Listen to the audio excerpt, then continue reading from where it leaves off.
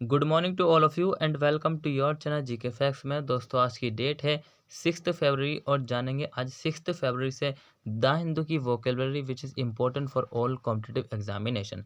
Daily ये video आप सभी को 8 o'clock पर मिलेगा एंड इस वीडियो का पीडीएफ का लिंक वो मैंने डिस्क्रिप्शन बॉक्स में दे दिया है, वहाँ से आप लोग डाउनलोड कर सकते हैं।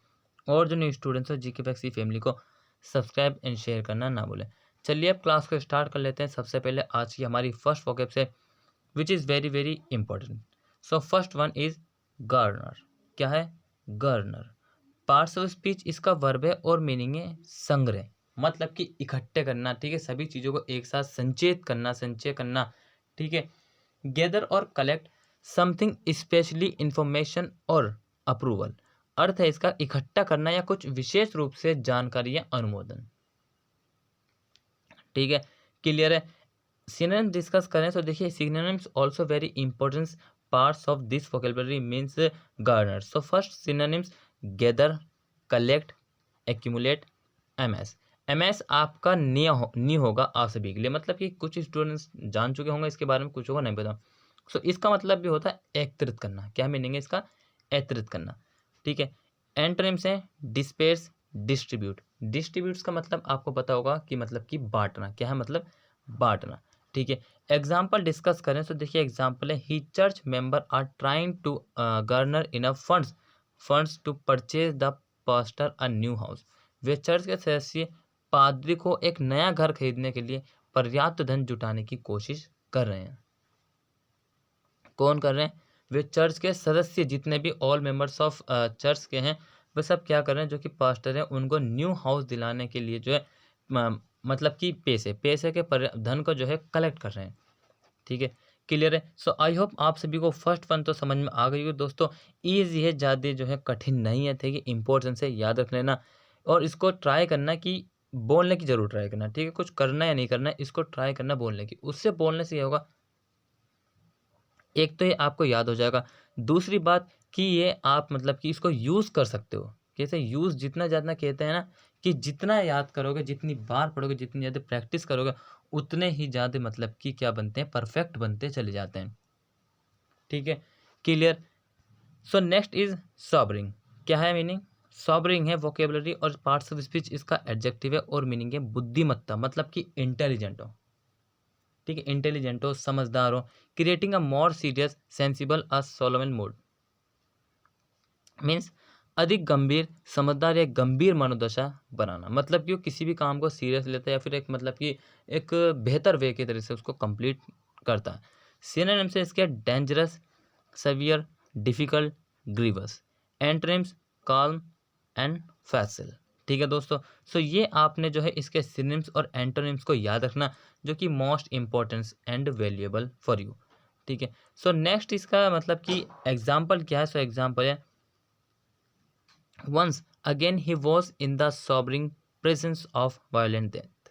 सो एक बार फिर वे हिंसक मौत की गंभीर उपस्थिति में था। क्या था? एक बार फिर वे हिंसक मौत की गंभीर उपस्थिति में था। सो आपको क्या करना, जिस प्रकार से मतलब कि मैंने सॉबरिंग को यूज़ करा, इसी प्रकार आपने भी मतलब यूज़ करना है अपने सेंटेंस में। For example he is the sobering persons. ठीक है, सो आप कुछ भी मतलब कि ईजी से ईजी ट्राई करिए। सबसे पहले हमेशा ट्राई करिएगा, जो मतलब कि न्यू स्टूडेंट्स हैं उनके लिए बता रहा हूँ, सबसे पहले ट्राई करिए जीरो लेवल से। किससे? जीरो लेवल से ट्राई करिए। ठीक है, उसके बाद 1 2 3 मतलब कि उसके बाद जो है सीढ़ियाँ चढ़ते जाइए, मीन्स परसिस्टेंस। ठीक है, मतलब कि सीढ़ियाँ चढ़ते जाइए 1 बाय 1, ना कि डायरेक्टली आप मतलब कि हाइट पे चढ़ जाते हो। डायरेक्ट चोटी पे ट्राई नहीं करना, क्योंकि पीछे का बेस होना ज़रूरी है। ठीक है, बेस मजबूत करना बहुत ही ज़रूरी है। और हाँ, जो स्टूडेंट्स न्यू हैं सबसे पहले तो चैनल को सब्सक्राइब कर लीजिए। ठीक है, साथ ही ऑल स्टूडेंट्स को क्या करना है, जो मैं डेली बताता हूँ उन सभी स्टूडेंट्स को करना है शेयर, ताकि ऑल स्टूडेंट्स भी जो है मतलब कि जो अदर स्टूडेंट्स किसी भी एग्जाम की तैयारी कर रहे हैं या फिर नहीं कर रहे हैं, ठीक है, सो वो सब भी मतलब कि इंग्लिश की जो वोकेबलरी आती है उनको देख सकें। एग्जाम्पल सेंटेंस कैसे यूज़ करता है सेंटेंस में, वो भी उसको लर्न कर सकें। ठीक है दोस्तों, सो ये आपने ध्यान रखना जो मैंने आप सभी को बताया है। सो नेक्स्ट इज क्या है हमारा, ये देख लीजिए। नेक्स्ट है पॉइनेंट। क्या है? पॉइनेंट है और पार्ट्स ऑफ स्पीच इसका एडजेक्टिव है और मीनिंग है हृदय हृदय विदारक। क्या है मीनिंग? हृदय विदारक। इवोकिंग अ कीन सेंस ऑफ सैडनेस और रिग्रेट। उदासी या पछतावे की गहरी भावना पैदा करना। क्या करना? उदासी या पछतावे की गहरी भावना पैदा करना। सो दोस्तों ये कब पैदा होगी? जब हम मतलब कि अपने काम को इस वक्त जो मतलब कि ये जो टाइम पीरियड चल रहा है इसको हम मतलब कि सीरियस नहीं लेंगे, ठीक है, जो कि काम नहीं करेंगे। जैसे कि मैंने अभी आपको बताया सॉबरिंग, ठीक है, बुद्धि मतलब समझदार तरीके से काम करना है ताकि हमें आगे मतलब कि इस प्रकार की जो सिचुएशन पैदा ना हो, ठीक है। सिनोनिम्स है इसके, देखिए अफेक्टिंग है, पीटफुल है, एंड पीटियस है, पीटिएबल है, ठीक है। एंटोनिम्स क्या है इसके? चीयरफुल एंड इंडिफरेंस, ठीक है। सो दोस्तों ये आपने ध्यान रखना है, इसके जो मैंने सिनोनिम्स और एंटोनिम्स बताए हैं इंपॉर्टेंस है, इन सभी को आपने याद रखना है। सो नेक्स्ट देखें एग्जाम्पल क्या? Because the पोइनेंट movie reminded me of my painful childhood it made me cry. क्योंकि मार्मिक मार्मिक फिल्म ने मुझे मेरे दर्दनाक बचपन की याद दिला दी, इसने मुझे रुला दिया। क्या करा? क्योंकि मार्मिक फिल्म ने मुझे मेरे दर्दनाक बचपन की याद दिला दी, इसने मुझे रुला दिया, ठीक है दोस्तों। सो ये जो है आपने याद रखना है। अब बात करते हैं हम नेक्स्ट। सो नेक्स्ट है त्रमल। क्या है? त्रमल। पार्ट्स ऑफ स्पीच इसका नाउन है और मीनिंग है रुकावट। मतलब कि इसको हम अगर मतलब देखें तो इसका मीनिंग है जाल। क्या है मीनिंग इसका?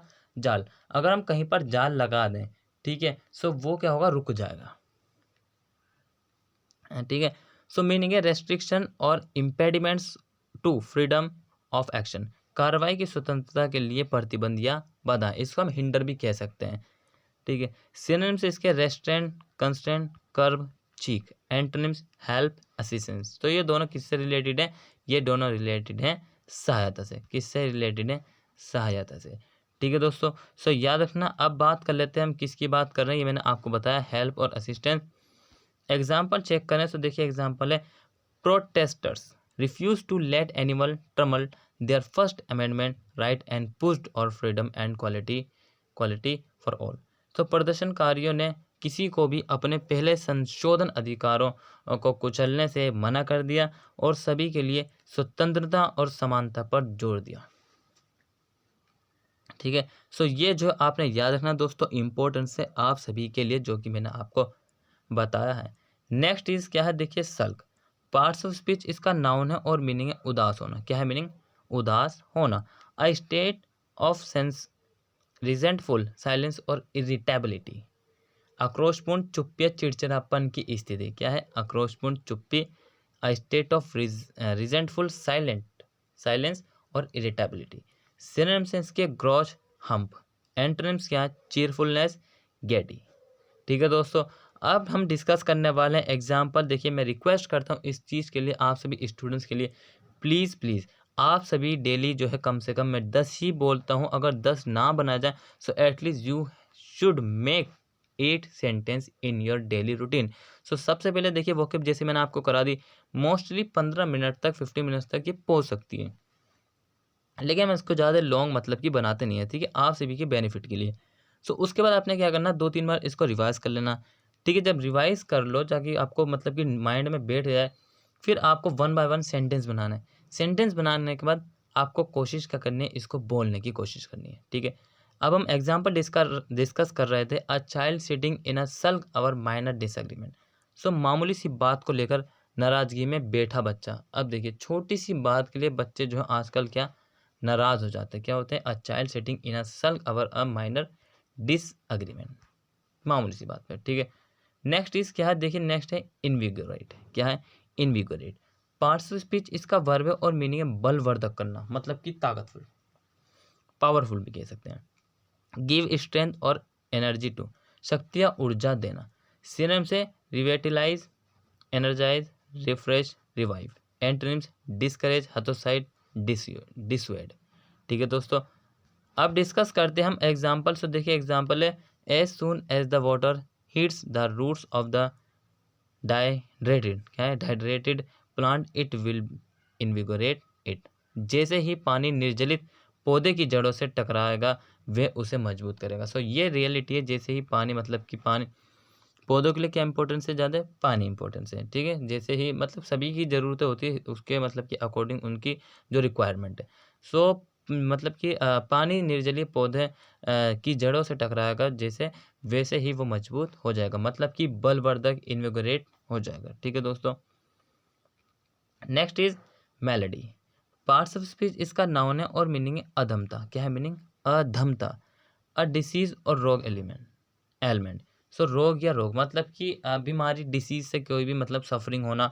सिनोनिम से इसके affliction sorry, disorder, illness, disability. ठीक है। एंटोनिम्स क्या है? Comfort, health. ठीक है दोस्तों।